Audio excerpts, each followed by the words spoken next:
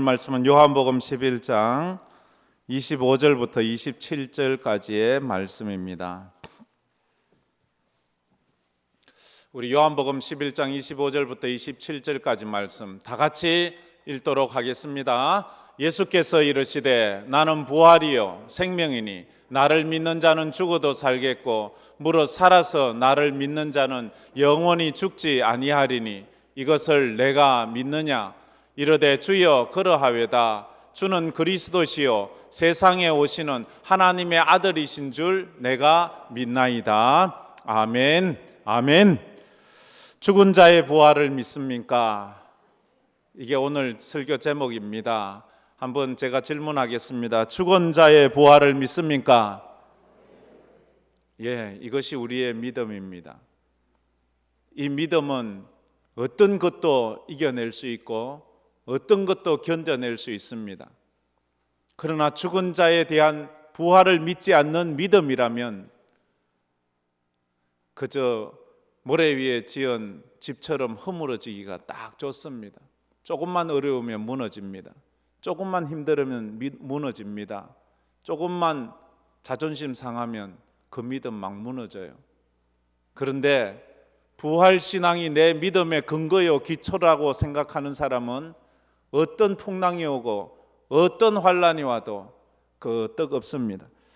오늘 설교를 하기 전에 부탁 하나 드립니다. 여러분들이 이 설교 처음 듣는 것처럼 그렇게 한번 들어보십시오. 교회 오늘 처음 온 것처럼 설교를 들어보십시오. 절기 설교는 참 목사들이 좀 고민이 많습니다. 늘 뭐 똑같은 설교니까. 그런데 오늘 여러분 처음 듣는 것처럼 그래서 뭐 저런 소리를 다 하지? 저게 사실이야? 이런 느낌을 가지고 듣는다면 여러분의 영안이 활짝 열리리라 그렇게 생각합니다. 그래서 이런 마음으로 설교 듣기를 바랍니다. 한번 따라와 봅시다. 나는 오늘 처음 듣는다. 예, 그런 마음이 있어야 돼요. 예수님이 부활하신 것을 믿으면 신앙생활에 있어서 모든 의심이 다 풀어지게 됩니다. 예수님이 왜 그런 말씀을 하셨을까? 예수님이 하신 그 일이 진짜 있었던 것인가? 그런 의문들이 다 해결돼요. 그런데 예수님의 부활을 믿지 못한다면 성경에 대한 의심들이 점점 커져서 불신앙으로 바뀌게 될 것입니다. 왜냐하면 성경의 모든 기록들은 우리의 모든 믿음은 부활의 신앙에 기초되어 있기 때문에 부활 신앙이 전제되어 있기 때문에 그것이 우리의 신앙의 기초 베이스예요. 그런데 그 기초가 없으면 와르르 무너지는 거잖아요. 그러니까 부활 신앙을 믿지 못하는 주를 위한 헌신, 그 왜 내가 헌신하는데? 드리는 헌금 아깝잖아요. 드리는 시간 내가 죽으면 그만인데 뭐 이걸 내 혼자 다 쓰고 내 혼자 즐기면 되지. 내가 부활하지 않는다면 내 수고와 헌신이 무슨 의미가 있어요? 내가 죽으면 끝인데 이곳에서 착하게 살다가 남한테 치이고 억울하고 자존심 상하는 일 당하면 내가 뭐 이 세상 죽으면 끝인데 뭐 하고 싶은 거 다 하지 뭐 먹고 싶은 거 다 먹지 뭐 왜 참아? 왜 내가 손해봐? 이렇게 되잖아요. 그런데 이 땅이다가 아니고 우리는 부활해서 하나님의 나라에서 영원히 산다면 여기서 잠시 내가 손해보는 것 아깝지 않아요. 그건 희생이 아니에요. 그건 내게 면류가 아니에요. 기쁨이에요. 은혜예요. 그래요. 예수의 부활이 없다면 기독교는 없습니다. 부활이 믿어지지 않는다면 우리의 믿음은 헛것입니다. 나는 내 믿음이 헛것은 아닌가? 헛것은 아닌가? 인류가 진정 바라고 원하는 구원은 무슨 구원입니까? 우리 인간들이 진짜 바라고 원하는 구원이 뭐예요? 가난에서 해방되는 것입니까? 아니면 질병을 정복하는 것입니까? 인류의 평화가 도래하는 것입니까? 아니요. 우리의 죽음을 정복하는 것입니다. 사람들의 진정 원하는 것은 죽지 않고 아프지 않고 영원히 행복하게 사는 겁니다. 오늘 부활절을 맞이해서 몇 가지 생각해 봤으면 좋겠습니다. 오늘 본문을 가지고 첫째로 물이 낮은 곳으로 흘러가듯이 인간은 죽음을 향해 살아갑니다. 다 같이 한번 읽어봅시다. 물이 낮은 곳으로 흘러가듯이 인간은 죽음을 향해 살아갑니다. 이것을 만고불변의 자연법칙이라고 말합니다. 강물은 쉼 없이 낮은 곳을 찾아 흘러갑니다. 아무리 막으면 또 다른 낮은 곳을 찾아 떠나갑니다. 떠오르는 태양은 반드시 서쪽으로 사라지게 되어 있습니다. 이것은 뭐 제 말이 아니잖아요. 그렇잖아요. 이건 누구나 다 아는 겁니다. 아담이 죄를 범한 이래 인간은 반드시 죽습니다. 태어난 인간은 누구를 예외하지 않고 어떤 신분, 어떤 상황을 전혀 고려하지 않고 모든 사람이 다 죽습니다. 오늘 설교에 이의가 있는 분은 손들고 말하든지 찾아오든지 뭐 하십시오. 충분히 제가 변론할 수 있습니다. 인간은 반드시 죽습니다. 여기에 이의 있습니까? 죽음은 그 누구에게도 예외가 아닙니다. 죽음은 그 누구도 거부할 수 없어요. 그 누구도 연기할 수 없어요. 그 누구도 대신해 줄 수 없어요. 죽음은 누구와 함께 가지도 못합니다. 죽음은 단독자로 내가 하나님 앞에 서야 되는, 나만이 가야 되는 그 길입니다. 그래서 죽음은 범죄한 인간의 운명입니다. 이 운명은 누구도 거스릴 수가 없어요. 그래서 부자들은 더 원통한지도 모르겠습니다. 부자들은 더 원통할 수 있어요. 이 많은 재물을 놔두고 내가 죽어야 하니까. 죽음을 이 많은 재물로도 막을 수 없으니까. 죽음은 이 많은 재물로도 연기할 수 없으니까 어쩌면 더 많이 가진 자가 억울할 수 있어요. 권력자도 많이 배운 지식으로도 많이 배웠다고 이 지식이 나를 죽음에서 구원해 주지 못합니다. 죽음에는 뇌물도 통하지 않습니다. 죽음은 눈물도 통하지 않습니다. 아무리 통곡한다고 그 죽음을 막을 수 없습니다. 죽음은 협박으로도 죽음이 물러가지 않습니다. 이 죽음은 그 무엇으로도 해결할 수가 없습니다. 오늘 우리가 읽은 요한복음 11장에는 그 이야기를 하고 있습니다. 베다니에 사는 어떤 병자 이야기가 있습니다. 그 병자가 병에 걸려서 어느 날 죽습니다. 그 병자의 누이들이 있었는데 그 누이 중에 하나 마리아가 누군가 하면 예수님에게 향유를 부어드린 그 마리아입니다. 베다니에서 병든 사람은 예수님의 아주 절친 나사로였습니다. 예수님의 그런 절친도 죽습니다.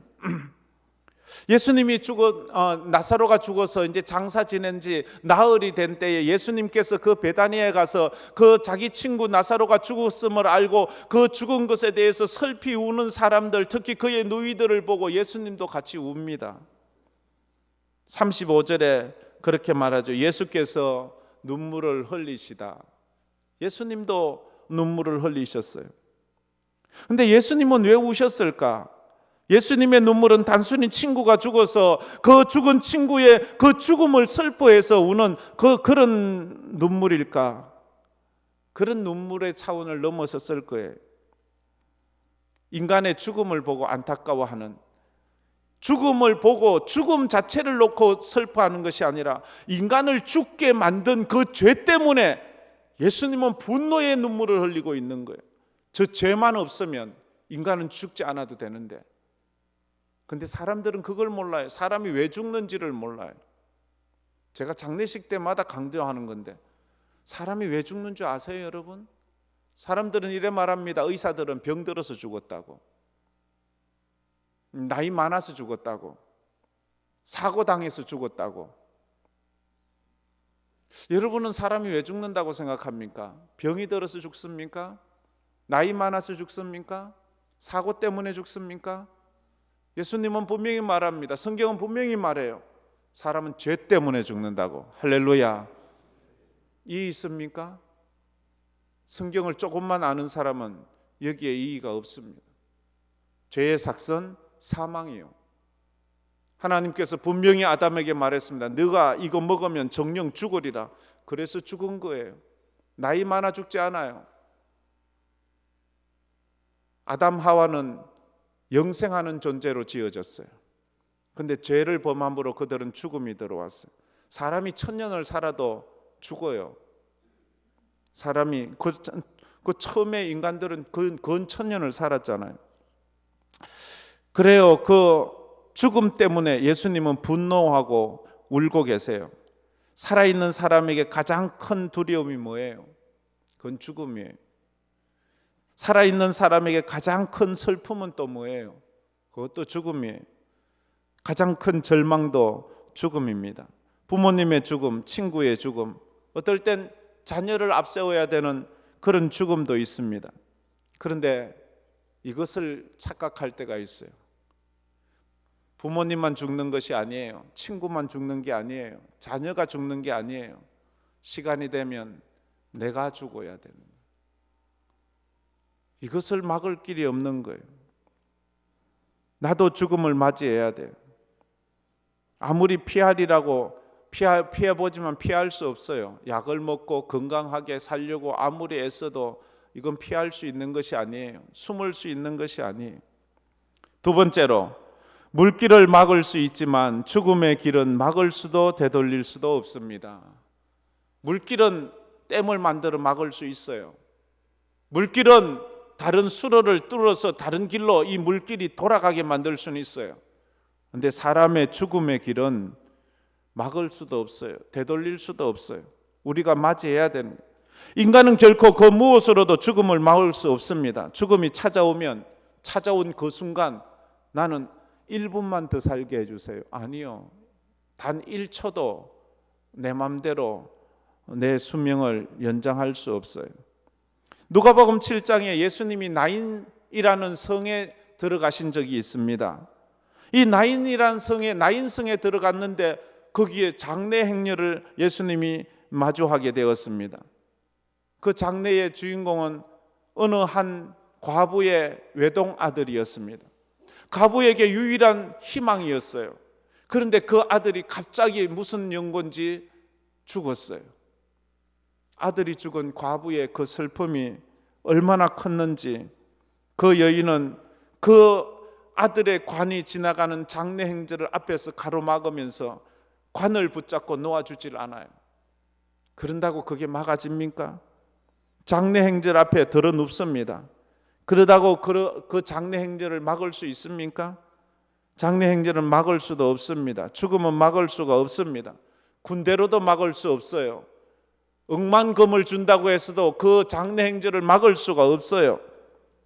가슴을 찢는 절절한 구슬픈 그 과부의 통곡으로도 아들의 죽음은 막을 수가 없어요. 불교 경전에 잡비유경이라는 경전이 있습니다. 잡비유경이라는 학원에 이런 이야기가 나옵니다. 어느 마을에 외동 아들을 병으로 먼저 잃은 슬픈 여인 이야기가 나오는데요. 그 여인의 이름이 카시고타미입니다. 이 여인 카시고타미가 아들을 잃고 너무너무 슬퍼하고 있었습니다. 그 소문을 석가모니가 들었습니다. 그래서 석가모니가 그 여인을 위로하려고 그 마을을 찾아갔습니다. 가니까 그 여인이 집에 안 살고 자기 아들 묘지에 살고 있는 거예요. 그래서 그 아들 묘지로 찾아갔습니다. 어떤 말로도 이 여인이 위로받지를 못합니다. 어떤 말을 해도 이 여인의 귀에는, 마음에는 그 말이 들려오지를 않습니다. 그래서 석가모니 부처가 하나의 제안을 합니다. 그렇게 슬퍼한다고 해서 아들을 살릴 수는 없어요. 진짜 당신이 그 아들을 살리고 싶다면 저 마을에 내려가서 한 번도 상녀가 나가지 않은 집에 들어가서 그 집에서 향료를 구해 오십시오. 그래서 그 향료를 가지고 향을 사르면 당신 아들이 살아날 것입니다. 그러자 그 과부가 귀가 번쩍 뜨여 있어요. 자기 아들이 살아날 수 있다는 거예요. 그래서 마을에 가서 마을마다 집집마다 문을 두듯 이 집에서 상녀가 나간 적이 있습니까? 없습니까? 우리 할아버지가 죽었어요. 우리 어머니가 죽었어요. 우리 삼촌이 죽었어요. 누가 죽었어요. 아무리 온 마을을 다 뒤져도 상녀가 나가보지 않은, 죽음을 경험하지 않은 가정이 단 한 가정도 없는 거예요. 그 여인이 너무 시리에 빠져서 돌아옵니다. 단 한 집도 없습니다. 그때 스가모니가 하는 말이, 태어난 모든 것은 반드시 죽습니다. 죽음은 인간이 맞이해야 되는 운명입니다. 그 죽음 앞에 너무 집착하지 마십시오. 집착을 버리게 되면 새로운 평온의 길이 열리게 될 것입니다. 그게 해탈입니다. 이렇게 말했습니다. 스가모니도 말했습니다. 죽음은 운명입니다. 그건 누구도 막을 길이 없습니다. 그냥 받아들이세요. 집착하지 마세요. 그냥 받아들이면 마음이 편안할 겁니다. 그게 죽음에 대한 해답이 됩니까, 여러분? 여러분이 죽는데 그건 운명이에요. 그냥 받아들이세요. 누구나 죽는 거예요. 그렇게 편안하게 이 세상 사는 동안 편안하게 살다가 그냥 죽음이 오면 죽으세요. 이걸 무슨 답이라고 하십니까? 이건 답이 되지 않지 않습니까? 어느 날 공자에게 제자들이 와서 묻습니다. 선생님, 죽음이란 무엇입니까? 죽음이란 무엇입니까? 그때 공자가 논어에 이런 말을 적어 놓았습니다. 미지생 은지사. 내가 삶에 대해서도 알지 못하는데 어찌 내가 죽음을 알겠느냐? 공자는 말했어. 내가 이 세상의 인생의 삶에 대해서도 다 모르는 사람을 내가 어떻게 사람이 죽은 후의 삶을 어찌 알겠느냐? 이게 죽음에 대한 답이 됩니까? 그게 죽음을 해결하는 것입니까? 답을 몰라요. 왜 죽는지, 죽음 이후에 뭐가 있는지. 거기에 무슨 진리가 있다고 그러십니까? 어쩔 수 없으니 그냥 받아들이라는 운명론적 가르침은 아무런 도움이 되지 않습니다. 사람들이 묻습니다. 사람이 왜 죽습니까? 예수님께 물었습니다. 자기 오라버니의 죽음을 앞에. 우리 오라버니가 죽었습니다. 어떻게 하면 좋습니까? 예수님이 오늘 본문에 말합니다. 나는 부활이요 생명이니 나를 믿는 자는 죽어도 살겠고 무릇 살아서 나를 믿는 자는 영원히 죽지 아니하리니 이것을 내가 믿느냐라고 말합니다. 예수님은 말합니다. 죽음이란 죄 때문에 생겼어. 죄 문제만 해결하면 죽음은 사라져. 죽음을 정복할 수 있어. 근데 너희들은 너희들의 죄를 사할 수 없어. 나만이 죄를 사할 수 있어. 죄 없는 사람. 그래서 예수님이 십자가에 못 박히신 거예요. 그래서 부활하신 거예요. 그리고 하시는 말씀이 나를 믿으라. 그래 하면 영생한다. 하나님이 세상을 이처럼 사랑하사 독생자를 주셨으니 이는 저를 믿는 자마다 멸망치 않고 영생을 얻게 하려 하심이라. 할렐루야. 오늘 이 설교 처음 듣잖아요. 그죠? 처음 듣는 듯 하라니까 다 아는 척하면 안 돼요. 이 처음 들어야지 이 충격이 콱 와서 그렇지, 그렇지, 예수님 믿어야 되는구나. 스가모니도 죽음에 대해서 답을 내놓지 못했습니다. 공자도, 어떤 의사도 죽음에 대해서, 의사들은 죽음을 뭐라고 합니까? 심정지, 숨 안 쉬어서 죽었대요. 그게 무슨, 그건 나도 알아요. 그럼 어떻게 숨을 쉬게 해야 될 것 아니에요. 마지막 세 번째로 예수님은 죽음을 이기시고 부활하셨습니다. 다 같이 읽겠습니다. 예수님은 죽음을 이기시고 부활하셨습니다. 아멘. 나인승의 과부가 외동 아들이 죽었을 때 왜 그토록 피를 토하며 굿을 비울었습니까? 죽은 아들을 자기가 살릴 수 없어서. 베다니의 나사로가 병들어 죽었을 때 그 누이 마리아와 마르다가 왜 그렇게 통곡하며 울었습니까? 왜 그렇게 예수님 오시자 더 서럽게 울었습니까? 자기 오라버니가 장례 지낸 지 나흘이나 되어 그 시신이 썩어가고 있는데 그 죽은 자를 살릴 수 없기 때문입니다. 사람들은 왜 죽음 앞에서 그렇게 웁니까? 죽은 자가 다시 살아날 수 없기 때문에 그렇게 통곡하는 것입니다. 그런데 그 죽음을 막아선 사람이 누굽니까? 외동아들의 그 관이 운구되는 장례 행렬을 앞에서 막아선 사람이 누굽니까? 예수님입니다. 예수님이 그 장례 행렬을 딱 막아서고 누가복음 7장 14절 그 말씀에 이렇게 말씀했습니다. 우리 다 같이 한번 읽어봅시다. 가까이 가서 그 관에 손을 대시니 맨 자들이 섰는지라 예수께서 이르시되 청년아 내가 내게 말하노니 일어나라 하시매 죽었던 자가 일어나 앉고 말도 하거늘 예수께서 그를 어머니에게 주시니. 장례 행렬을 누가 막습니까? 군대가 막는다고 막아설 수 있습니까? 예수님이 막아섰습니다. 그리고 죽은 자에게 말합니다. 이건 운구를 하고 있는 사람들에게 멈춰서세요 한다고 죽음이 멈춰서는 게 아니에요. 죽음을 향하여 죽음에게 명령을 해야 됩니다. 청년아 일어나라 할 때 그 청년이 일어나 앉아서 말도 했습니다. 그 청년의 살아있는 삶을 그 어머니에게 주었습니다. 예수님은 죽은 자를 깨우는 것은 그렇게 어려운 일이 아니었습니다. 예수님께는 안진뱅이를 일으키는 것은 그렇게 어려운 일이 아니었습니다. 예수님께는 거센 풍랑을 잔잔케 하는 것이 그래 어려운 일이 아닙니다.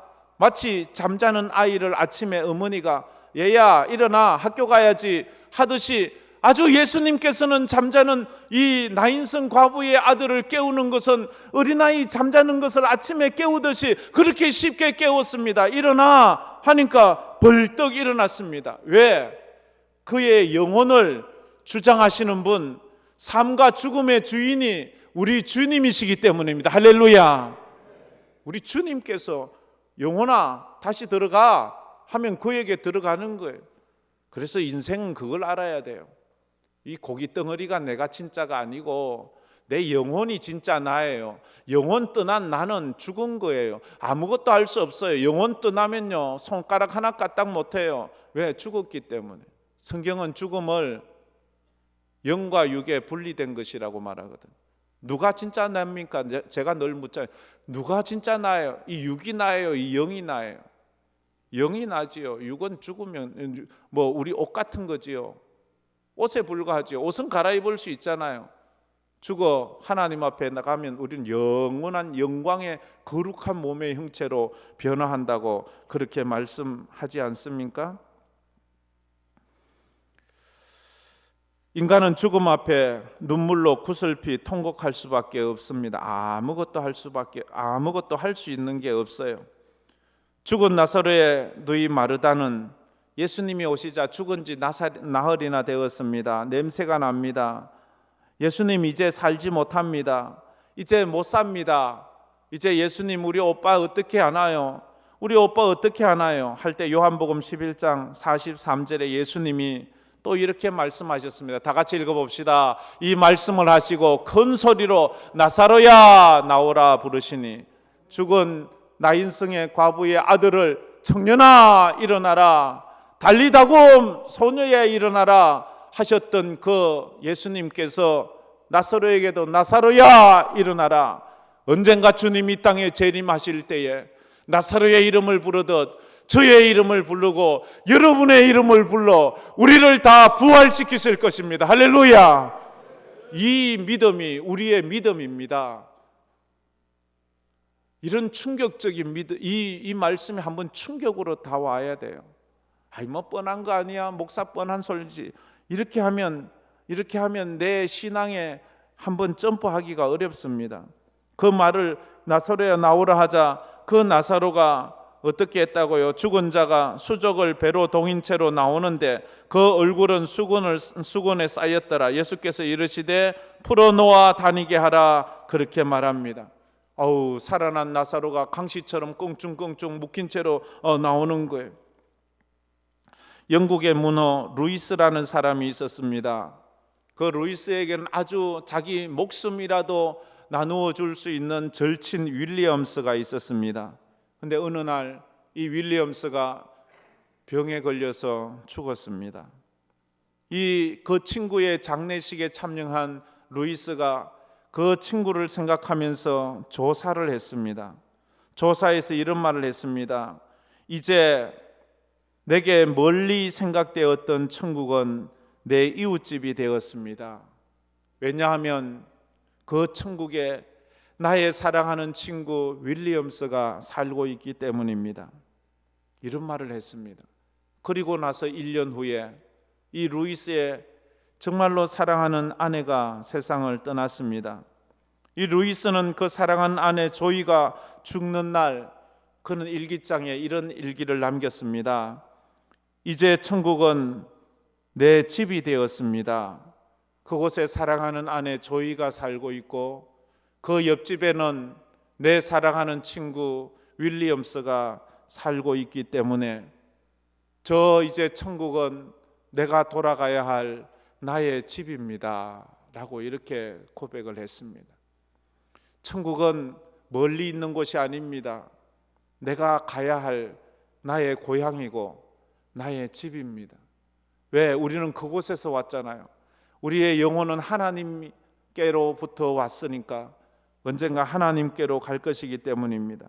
그래서 우리는 요한복음 3장 16절을 암송할 때마다 너무 가슴이 점이지 않습니까? 우리 다 같이 한번 암송해 봅시다. 하나님이 세상을 이처럼 사랑하사 독생자를 주셨으니 이는 그를 믿는 자마다 멸망하지 않고 영생을 얻게 하려 하심이라. 예수의 부활을 믿습니까? 여러분의 부활을 믿습니까? 한번 따라해 보십시오. 한번 따라해 보십시오. 예수 부활, 내 부활. 예수 부활, 내 부활. 할렐루야.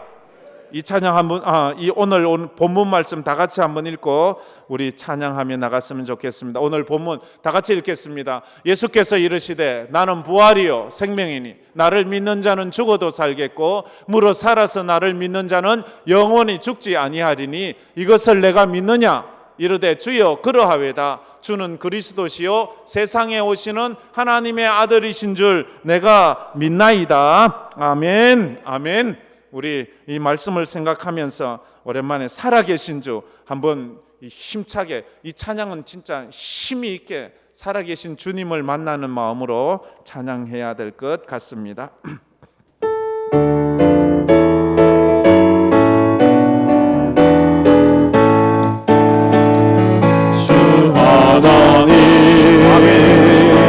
독생자 예수 널 위하여 오시었네. 내 모든 죄 용서하시고 죽음에서 부활하신 나의 구세주 살아계신 주 나의 삶의 소망 걱정되시 전혀 없는 사랑의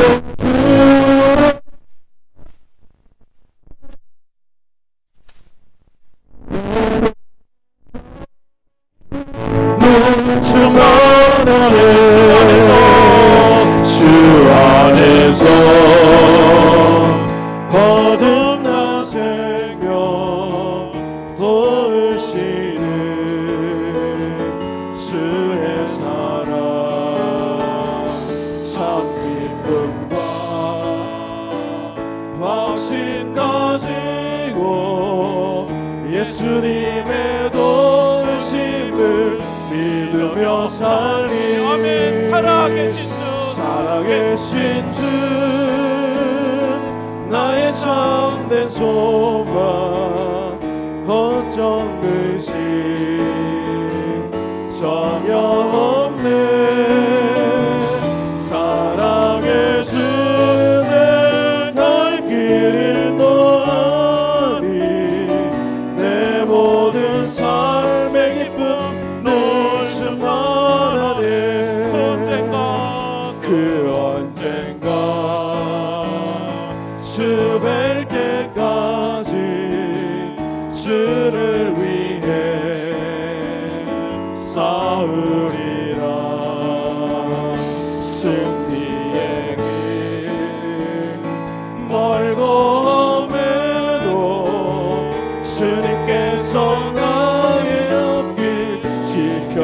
계시니 살아계신 주 살아계신 주 나의 참된 소망 걱정 근심 전혀 없네 살아계신 내 갈 길인 너니 내 모든 삶의 기쁨 늘 충만하네 살아계신 주 살아계신 주 나의 참된 소망 걱정 근심 전혀 없네 아멘. 살아계신 내 갈 길인 너니 내 모든 삶의 기쁨 늘 충만하네 우리 다 같이 말씀을 생각하면서 눈을 감고 머리를 숙여 손을 모아 한번 기도했으면 좋겠습니다. 부활이 없다면 나의 믿음이 무슨 의미가 있습니까? 부활이 없다면 나의 삶이 무슨 의미가 있습니까? 내가 참고 인내하고 수고하고 헌신하고 손해보는 것이 무슨 의미가 있습니까? 부활이 없다면 물이 낮은 곳을 향하여 흐르듯 인간은 죽음을 향하여 가고 있습니다. 누구도 그 죽음을 거부할 수가 없습니다. 연기할 수 없습니다. 대신해 줄 수도 없습니다. 죽음이란 범죄한 인간이 당해야 될 운명입니다. 어떤 것으로도 그 죽음을 막을 수 없습니다. 군대도 막을 수 없습니다. 여러분은 그 죽음을 어떻게 준비하고 있습니까? 아무리 울어도 안 됩니다. 자식이 죽어서 그 어미가 아무리 처절하게 울어도 그 자식의 죽음을 되돌릴 수가 없습니다. 나사로가 죽어서 썩어 가고 있지만 아무리 울어도 죽은 자가 살아나지를 못합니다. 물길을 막을 수는 있지만 죽음은 막을 수가 없습니다. 그런데 주님이 오셨습니다. 주님이 그 죽음을 막습니다. 스가모니도 말했습니다. 죽음이란 인간의 운명입니다. 타고난 모든 것은 반드시 죽습니다. 죽음에 대해서 너무 집착하지 마십시오. 받아들이십시오. 새로운 평온이 열릴 것입니다. 그렇다고 그것이 죽음을 해결하는 것입니까? 죽음을 해결하기 위해선 부활의 주님을 붙잡아야 합니다. 십자가의 은혜를 경험해야 합니다. 나를 위해 부활하신 그 주님을 믿고 믿음으로 서야 합니다. 주여, 이 부활 주일에 내가 이 부활의 확신이 있게 하여 주시고 죽음을 이기신 그 주님을 믿는 믿음으로 살게 해달라고 우리 다 같이 한번 통성으로 믿음으로 기도하겠습니다. 주님 감사합니다. 오늘도 이 아침에 저희들이 주님 앞에 나왔습니다. 부활의 주님을 우리가 찬양을 합니다. 주여, 내게 부활의 신앙이 없다면, 부활의 믿음이 없다면, 예수의 부활이 진짜 일어나지 않았다면 내 인생이 무슨 의미가 있습니까? 아버지 하나님, 내가 아무리 잘 먹고 잘 살아도 아무리 건강해도 죽음을 피할 수 없을진데 인생의 길에 무슨 의미? 아버지 하나님, 죽음은 누구도 거부도 연기도 대신도 협박으로도 통하지 않는다고요. 죽음은 뇌물도 통하지 않고 어떤 것으로도 되지 않고 아버지 하나님, 구원의 소망으로 살아가는 자들이 참 많습니다. 아버지 하나님, 이 땅에서의 삶이 다가옵니다. 죽음 이후에 예수 믿는 자들은 아버지 하나님, 주님 다시 재림하실 때에 우리의 이름을 불러주실 때에 하나님, 우리는 다시 예수님과 같이 부활하실 줄 믿습니다. 하나님 아버지, 이 부활 소망으로 살아가게 하여 주시옵소서.